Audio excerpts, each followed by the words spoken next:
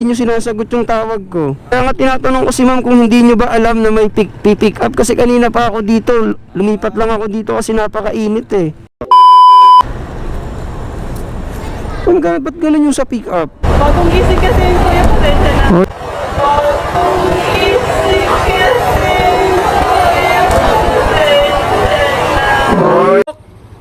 Ligo tayo! Huwag lang puro bago!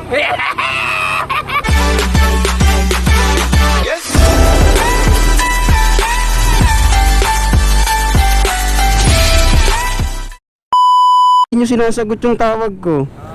Hindi kasi ako nagpalalang sir sa Green Hills. Oo nga sir. Kaya nga tinatanong ko si ma'am kung hindi nyo ba alam na may pick up. Kasi kanina pa ako dito, lumipat lang ako dito kasi napakainit eh. May customer ata, sa dulo pa kami sir eh. Kaya ako na lang pumunta dito. Pwede naman sana ni Mang Ipin sa inyo para hindi na sana kayo naglakad, hindi na rin sana ako naghintay. Okay. Sige sir, okay na, nandito. Okay. T-shirt tsaka sir, USB. Ano to sir? T-shirt tsaka USB. Okay. Sige sir, okay na sir. Wait lang ako magbabayad ng sir. Ano lang naman to sir, 89. Sige sir, bigyan mo na lang ako ng sakto. Bigyan mo na lang ako ng sakto. Bigyan mo na lang ako ng sakto. Bigyan mo na lang ako ng sakto.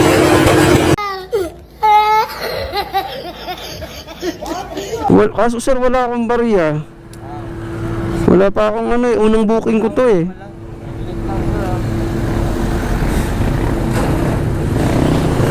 Diba? Pinaghintay ka na 89 pesos. 11 yung sukli. Paghihintayin ka ulit para sa saktong bayad. Grabe naman talaga to. Nakakaurot yung ganito. Talaga, Charmy? Huwag kayo iiyak.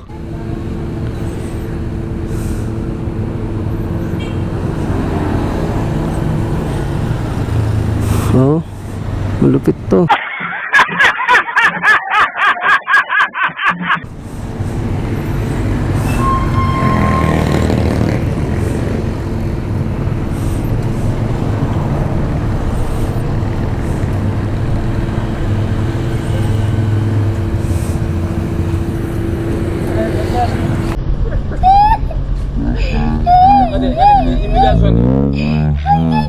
Sige.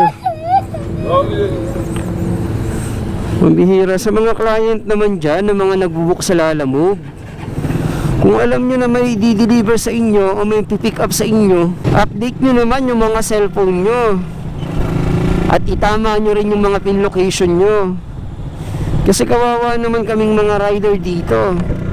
Isipin nyo ito, almost 45 minutes na ako naghintay dito. Tapos, may customer daw kasi sila. Buti sila, buti kayo. Kumikita. Hindi na aabala yung hanap buhay nyo. Sa amin, ultimo 1 minuto napakahalaga sa aming mga rider. Lalong-lalo na napakababa ng booking nila Lalamove ngayon. Tignan nyo to. Simula dito sa May Pasig, Urbano Velasco, papunta ng San Juan, 89 pesos lang. Magkano lang yung sa amin dito? Gasolina pa namin, tapos babawasan pa nila Lalamove. Maswerte kami dito kung makakakuha pa kami ng kasabay. Tapos minsan kayo pa yung galit, kayo pa yung nagmamadali. A few moments later. Ba't ganun yung sa pick up? Ba't ang tagal nung pick up makuha ay bigay sa akin yung package? Yung sabi niya hindi niya daw alam na may binok kayo. Hindi niya po alam. Bagong gising kasi yung kuya ko dahil na. O yun ma'am, next time ma'am, pagka nag-book kayo, dapat alam na nung pick up. Kaya ko naman, baka hindi lang niya maiwan yung mga bata. Sige po. Ayun mga abay, nasabihan natin si ma'am. Kasi kawawa naman, hindi lang naman tayo. Yung mga susunod pang rider na pipick up o makakakuha ng mga ganong booking, kawawa naman. Ako mga abay, araw-araw nararanasan ko yung ganyan. Ang laki nang nawawala sa akin. Kasi abala yun eh. Yung 30 minutes na yun, dapat may makukuha na akong booking doon.